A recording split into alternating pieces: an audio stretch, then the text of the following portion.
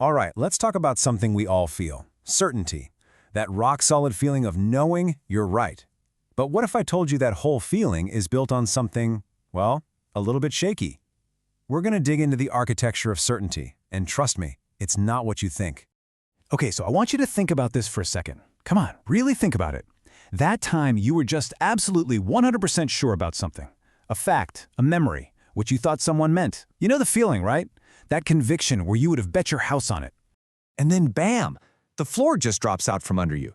That gut-wrenching moment, you realize you weren't just a little bit off. No, you were on a completely different planet.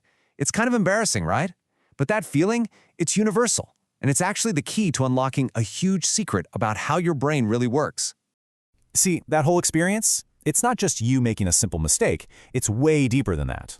It's like getting a quick peek behind the curtain of your own mind. And what you see is what we're going to call the certainty illusion. It feels so real, but it's totally a construct. And at the absolute core of this illusion is this simple little twist. But it's a twist that changes everything about how you see the world and even your own thoughts. Okay, so here it is, the big idea. Your brain isn't just experiencing reality, it's predicting it. And I want to be super clear here. This is not a metaphor. This is the literal nuts and bolts mechanic of how you perceive the world every single second of every single day. So let that sink in for a second. What you see, what you hear, what you feel, it's not a direct recording of what's out there. It's a forecast, a prediction. Your brain is constantly, frantically guessing what's going to happen next based on everything it's seen before. And then, and this is the wild part, it presents that guess to you as reality. So let's break this down because this is a huge shift in thinking. We all walk around feeling like we're passively taking in the world, right?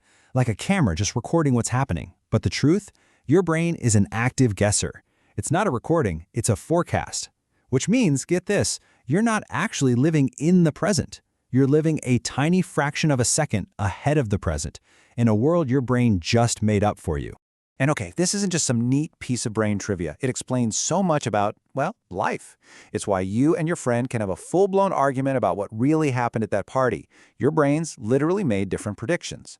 It's why you can lose your mind looking for your keys for 10 minutes, only to find them sitting right in front of your face. Your brain just didn't predict they'd be there. And it's why, and this is a big one, someone can be so incredibly confident, so certain, and still be totally, utterly wrong. It's not that they're lying. Their brain's prediction is just that strong.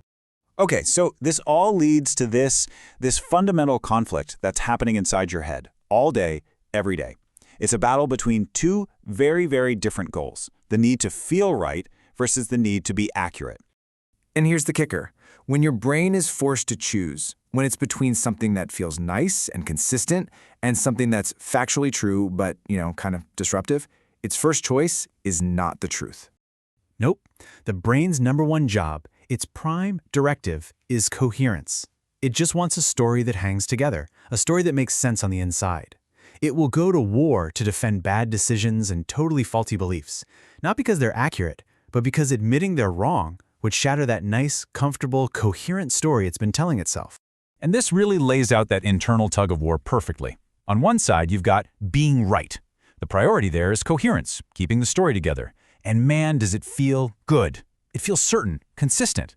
On the other side, you have being accurate. Its priority is, well, the truth. And that can feel super uncomfortable, right? It means you might have to adjust your beliefs. So what does the brain usually do? It chooses the path of least resistance. It defends what it already believes, because that's just easier. So, okay, if our brain's main goal is to protect its own stories, its own version of reality, that leads us to a pretty uncomfortable but really important conclusion about who's actually running the show. And this right here, this is the heart of it all.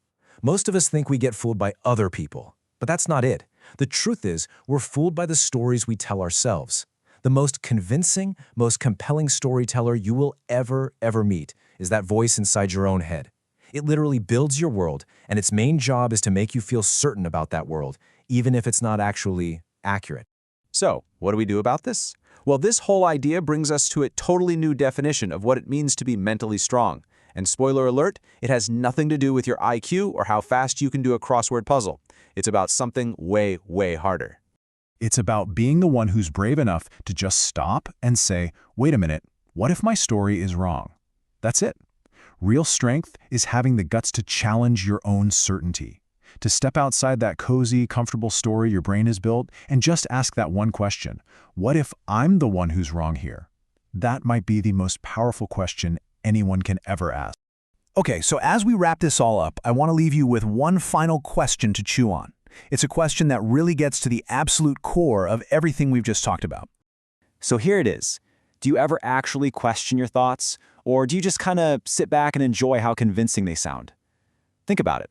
Are you actively checking your own beliefs, or are you just a member of the audience enjoying the really, really convincing show your brain is putting on just for you? Thank you for watching. Remember to like, share, and subscribe. Bye.